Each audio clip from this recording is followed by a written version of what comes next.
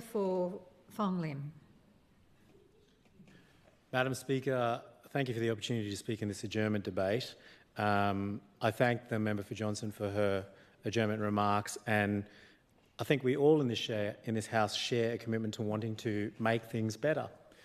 And that is my aspiration in my own electorate of Fong Lim, and I believe that is the aspiration of everyone in this House in respect of the electorates that they all individually represent and that we collectively represent as this great Northern Territory. Utilising parliamentary mechanisms to their fullest is our obligation as members in this House, and wasting time, speaking superfluously or not utilising the mechanisms at our disposal actually makes a mockery of the excellent processes we have to work with. And I believe there was a great amount of debate today about alternative processes, but it is important for us to acknowledge that there are processes at our disposal that we do not use to full effect, and information at our disposal which we do not use to full effect. That includes, of course, understanding our economic position, and it's very difficult to do much without understanding our economic position. There is an enormous amount of debate in this place about how to spend money without understanding how the money has been spent for a large period of time and the economic position that we all now collectively share responsibility for taking carriage of in this House. It's been duly pointed out that everything that happens in this House is the business of all in this House. There is no our time, your time. This is collectively the time of the House. And so, with my brief time today, at the end of this long day, I wanted to reflect briefly on the Treasurer's Annual Financial Report, which was tabled yesterday, which makes some extremely important findings that are of significance to everything that we have been discussing this week. The headline, of course, as my learned friend the Treasurer pointed out, is that the net debt to revenue ratio is astronomically high. It is now at a staggering 108% in the 2023-24 year. That's 11 percentage points higher than even with the absurd 97% that was recorded in the preceding financial year. That is a gross and disproportionate amount of debt, unless you can point to what it is you have to show for that debt. Now, debt itself is not entirely always a bad thing. We need lines of credit in order to buy, borrow, spend, create growth. But you must have something to show for it. And Labor's debt position has gone from some $2 billion to what we will soon find out is approaching $12 billion in 8 short years. And I query, what do we have to show for it? And where could that money be collectively better spent? On education, we've heard plenty today. How could that money be more purposefully allocated towards education? Ask yourself those questions. Use your time in Parliament wisely to ask those questions, is my challenge to you. We have borrowed beyond our means. We have borrowed beyond our means. We have a AAA3 credit rating which has remained unchanged, and if that continues on the trajectory it's continuing on, good luck borrowing any money to do anything useful in the Northern Territory. Now, we are instigating reform to stabilise the Northern Territory, and it begins with crime and social dysfunction, but it will progress to economic reform. We are committed to rebuilding the economy.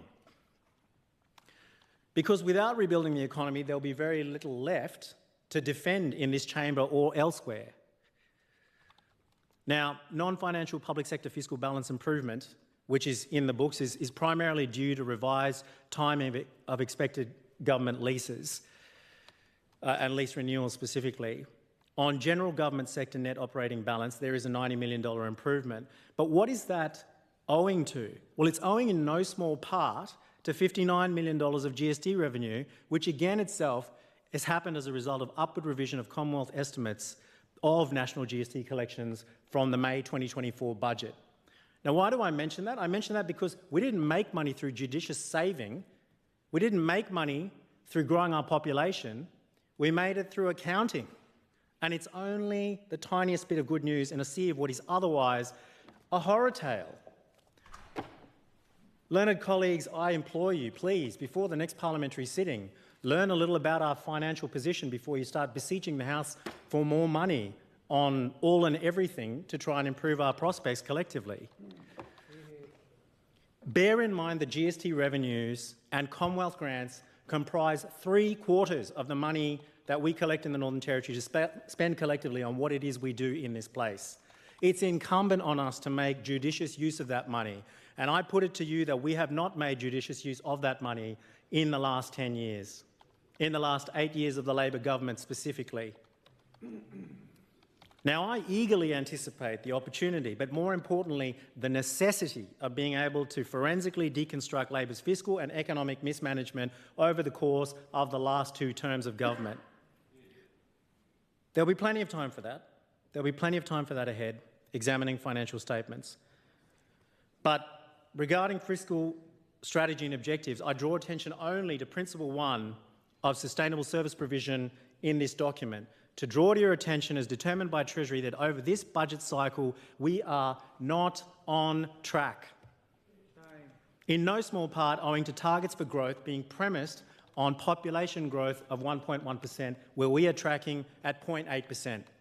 We are in a state of demographic decline. Don't yawn across the other side of the House. This is the stuff that actually matters. Health is the government's largest expenditure category and ideally illustrative of economic mismanagement. And former health ministers should know well enough to know that the increased expenditure in relation to hospital services, largely driven by skilled workforce shortages, is what is required increasing utilisation of high-cost agency labour and overtime. The quantum of that figure? $228 million as a result of your mismanagement of the economy. These are failures of Labor's economic policy, and it is important to recognise them as such. How and why, colleagues, do we have this problem? We have this problem because in Labor's relentless pursuit for financial capital, in chasing vanity projects, what we have done is sold the farm. Where are the people to work the farm anymore? In the relentless pursuit for financial capital, we have stopped pursuing human capital. And that is why I applaud our government for creating a new ministry to look at international education, migration and population. And our government will be tackling these issues and tackling them with gusto, because as important as it is to call out to members of our community through adjournment speeches and to recognise the contributions that everybody makes at a granular level, it is also extremely important and incumbent on all of us to recognise what needs to be done at a macroeconomic and collective level. This is really important stuff, and this is the stuff that I came to fight for in this House and that you should all be fighting for as well. More money and a fairer deal for Northern Territorians so that we can spend that money in public health, housing, education and on infrastructure that actually gets delivered. Colleagues, I know that at the end of a long day, adjournment speeches are often an opportunity to simply reflect on some of the positives, but our time here is limited, as I have said from my maiden speech onwards. And it is extremely important that we use our time wisely and the parliamentary mechanisms that are at our disposal, imperfect as they might be, to prosecute the cases that are required to improve the material conditions of existence for people in the Northern Territory, in each of our electorates, and collectively across the entire Northern Territory.